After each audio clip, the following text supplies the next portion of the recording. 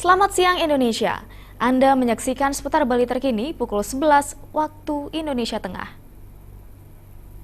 Dinas Pramuwisata Provinsi Bali saat ini tengah menggodok revisi terhadap Perda Nomor 5 Tahun 2008 tentang pramuwisata.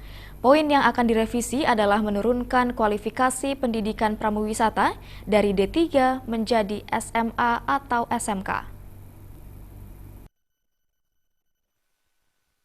Kunjungan wisatawan berbahasa Mandarin beberapa bulan terakhir mengalami perkembangan yang cukup pesat.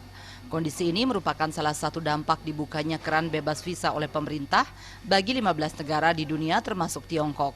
Namun sayang, peningkatan jumlah kunjungan tidak diimbangi dengan ketersediaan pramuwisata, khususnya pramuwisata berbahasa Mandarin.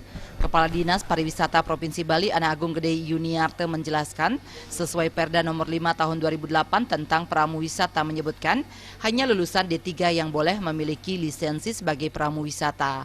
Namun pada kenyataannya pramuwisata berbahasa Mandarin saat ini yang hanya berjumlah 700 orang tidak mampu mencukupi kebutuhan. Pasalnya kunjungan wisatawan berbahasa Mandarin saat ini mengalami peningkatan.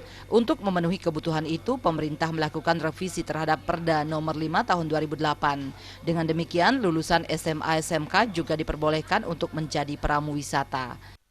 Jadi kami berusaha sedang merevisi perdanya itu, kita turunkan grade-nya, jadi kita downgrade dari D3 itu menjadi SMA.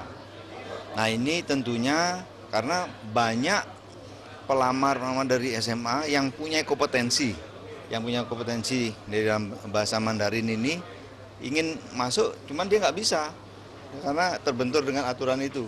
Mudah-mudahan ini sekarang bisa kita direvisi karena itu sudah masuk artinya di DPR ya. Revisi Perda Nomor 5 Tahun 2008 tengah dibahas DPRD Bali.